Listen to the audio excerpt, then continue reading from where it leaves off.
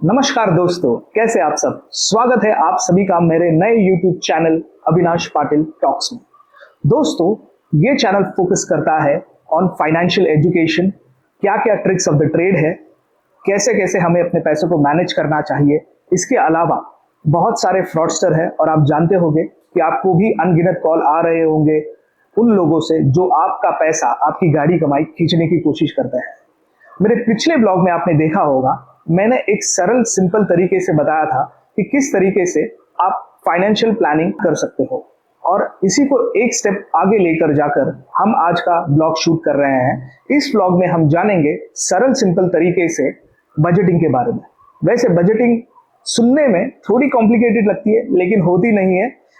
इसमें चाहिए आपको एक सिंपल एक्सेल फाइल, या फिर आप एक पेन और पेपर लेकर भी वो कर सकते हैं।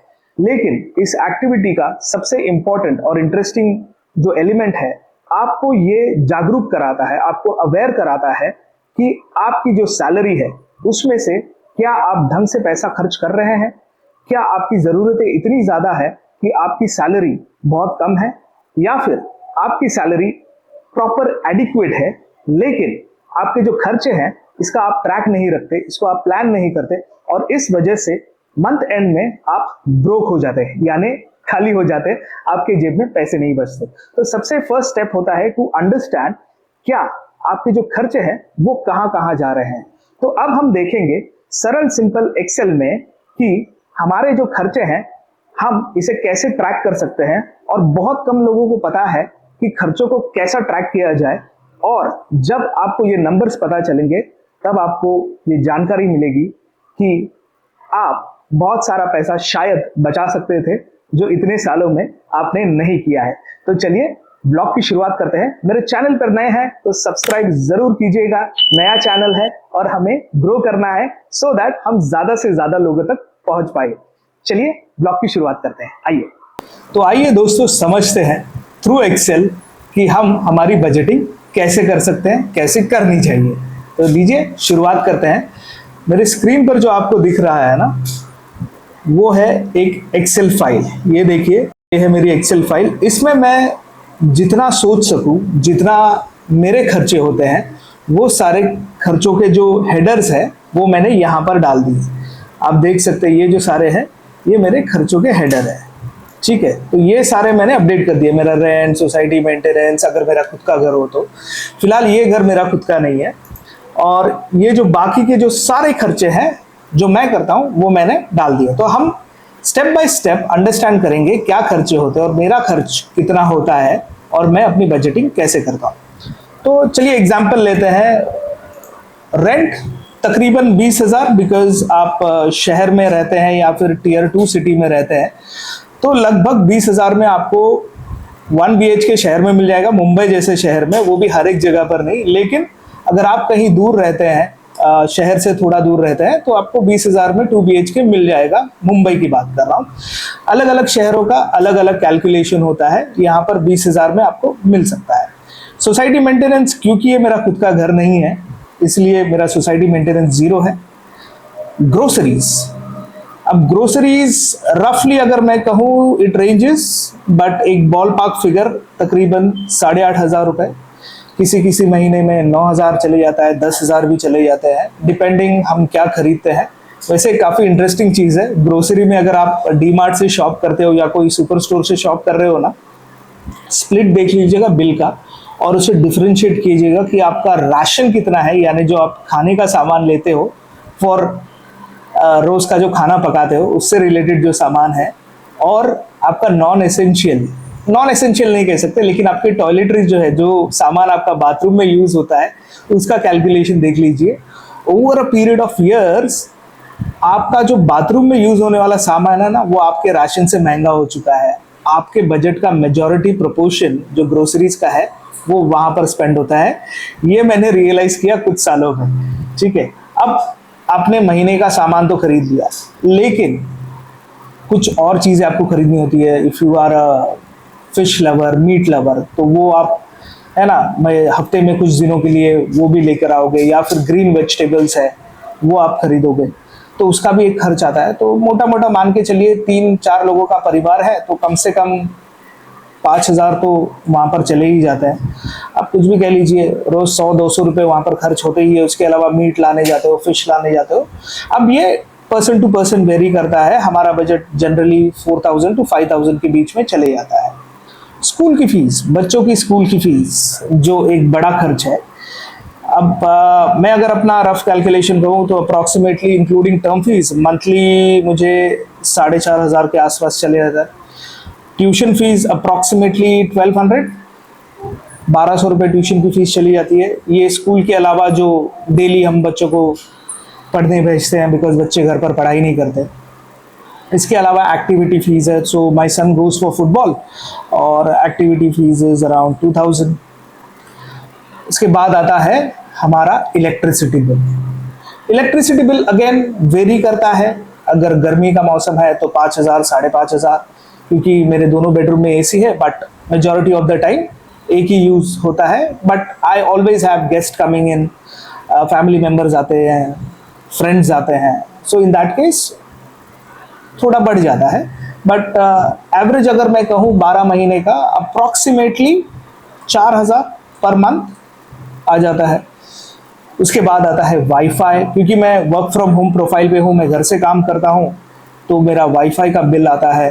अब वो 6 मंथली रिचार्ज करता हूँ मैं, और इसके अलावा मोबाइल आता है। तो अगर मैं मोटा मोटा कहूँ तो around 1,900 per month wifi and mobile. उसमें मेरा, मेरे वाइफ का, मेरे मॉम का, तीनों का हमारा एक्सपेंस आ जाता है, प्लस वाईफाई। इनफैक्ट इसको थोड़ा बढ़ा देते, बिकॉज तीनों का है तो तकरीबन 2,500 wifi and mobile. Hotel and eating out, वैसे पहले हम काफ़ी जाया करते थे ईटिंग आउट, बट अब हमने कम कर दिया है। बाहर का खाना जनरली भी अवॉइड।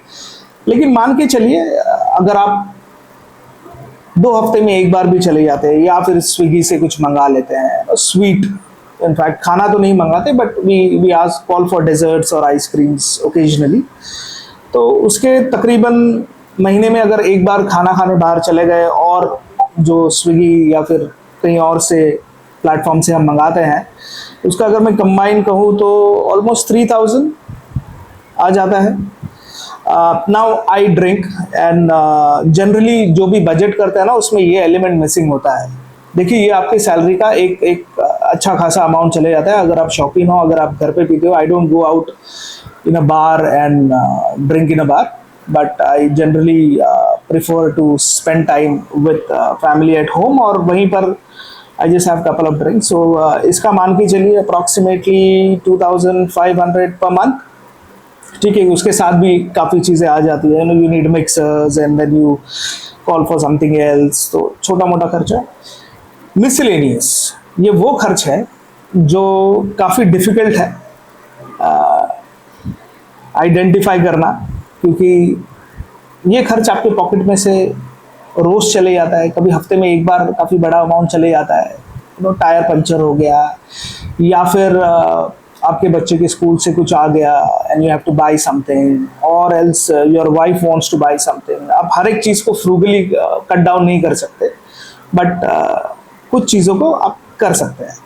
तो देखिए, ये मिसलेनियस में मैं कहूँगा अप्रॉक्सीमेटली मेरे बजट से आई पुट अराउंड 6,000।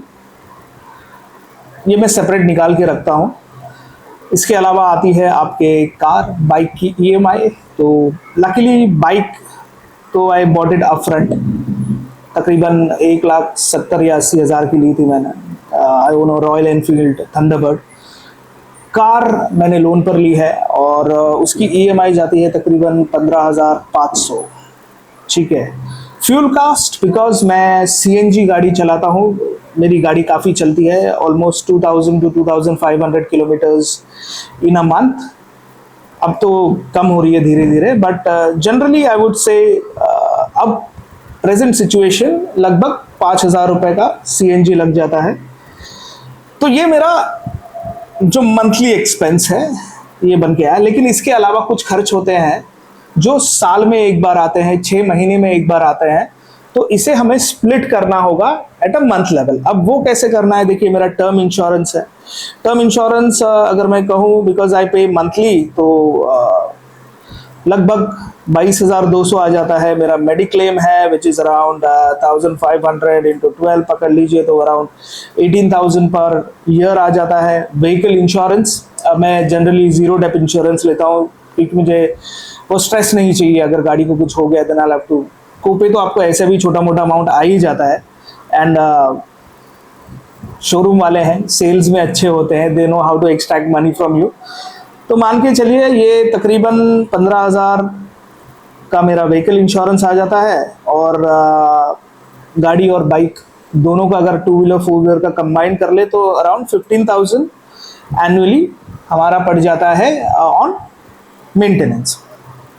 अब हम इसे कंसोलिडेट करते हैं और फाइंड आउट करते हैं कि टोटल खर्च कितना है। ठीक है, तो ये देखिए यहाँ पर मैंने कर दिया मेरी जो मंथली एसेंशियल एक्सपेंस है ये आ गए वो, और इसके अलावा मैं इसको सम कर देता हूँ जो मेरे एनुअल एक्सपेंसेस है उसे। फॉर्मूला लगा लेते हैं सम का। ठीक है, अब ये आ गया मेरा सालाना और ये आ गया मेरा महीने का खर्च। काफ़ी बड़ा खर्च है ना, शहरों में इतना खर्च आता ही है। और मुझे ये भी पता है कि over a period of time ये जो कार और बाइक वाला जो EMI है ना, ये फैक्टर निकल जाएगा, तो उस वक्त मेरा खर्च कम होगा। ठीक है, अब हम कैलकुलेट करते हैं कि मेरा महीने का फिक्स एक्सपेंस कितना है। तो ये आ गया 79,700, और ये जो मेरा एनुअल एक्सपेंस है इसे मैं डिवाइड करता हूं बाय 12, यानी 12 महीने से इसे डिवाइड कर दिया तो एक महीने का खर्च पता चल जाता है। साल में 12 महीने होते हैं, इसका हम टोटल कर लेते हैं तो ये बन के आता है 85,550, 85,550 रुपये। तो ये है मेरा महीने का खर्च। सेम प्रिंसिपल अप्लाई कर कर आप अपना महीने का खर्च भी निकाल सकते हैं। देखिए इसमें जैसे मैंने कहा मेरे 2 से 3 एलिमेंट है, ये काफ़ी बड़ा अमाउंट लग रहा है ना, लेकिन देखिए इसमें मेरे कार की EMI है और मेरा मिसलेनियस है जो काफ़ी बड़ा प्रोपोर्शन है। ये अगर मैं टोटल कर दूं तो ये तकरीबन 21,500 आ जाता है, जो एक वक्त के बाद नॉट नेसेसरी 6,000 एवरी मंथ, किसी मंथ में 1,000 भी हो जाता है, किसी मंथ में 500 भी हो जाता है। इसके अलावा जो जैसे मैंने कहा ये तो कुछ समय के बाद रुक जाएगा, and I plan to use my car for a long time, maybe 7-8 साल तो कम से कम यूज करूंगा। ये जो एक्सपेंस है ये भी मैं कट डाउन कर सकता हूं। तो देखिए इसमें क्या होता है ना, जब आपको पता चलता है फिर आपको रियलाइज होता है कि आप तो काफ़ी ज़्यादा खर्च कर रहे हो, और आप ऐसे कौन सी जगह है जहाँ पर आप कॉस्ट बचा सकते हो। कुछ दर्शकों को ये भी सवाल आया होगा कि मेरी सैलरी कितनी है। देखिए आप में से कुछ दर्शकों को जो मेरे प्रीवियस चैनल पे सब्सक्राइब है उन्हें पता है I work in a good organisation and 7 figure salary है, तो मेरा चल जाता है 7 figure on a lower side, okay, वो अपर साइड वाला नहीं, लोअर साइड में। एंड देन काफ़ी समय से इन्वेस्ट कर रहा हूँ तो फाइनेंशियल हैबिट्स भी ठीक ठाक है। लेकिन आप ये एक्टिविटी ज़रूर कीजिएगा, क्योंकि इससे आपको पता चलेगा आपके इनकम के अगेंस्ट आपके एक्सपेंसेस कितने हैं और आप फाइनेंशियली प्लान कैसे कर सकते हैं। अब मैं नेक्स्ट जो वीडियो बनाऊंगा उसमें आपको बताऊंगा कि जब आपने अपना एक्सपेंस निकाल लिया, बजट निकाल लिया, उसके बाद आप क्या कर सकते हैं in terms of moving in a right direction towards financial planning. ठीक है, तो आई होप ये वीडियो से आपको कुछ सीखने मिला होगा। अगर सीखने मिला होगा तो मेरे चैनल को सब्सक्राइब जरूर कीजिएगा, लाइक कीजिएगा और अपने दोस्तों के साथ ये फाइनेंशियल नॉलेज जरूर शेयर कीजिएगा। So see you in the next vlog. Avinash Patil signing off, bye.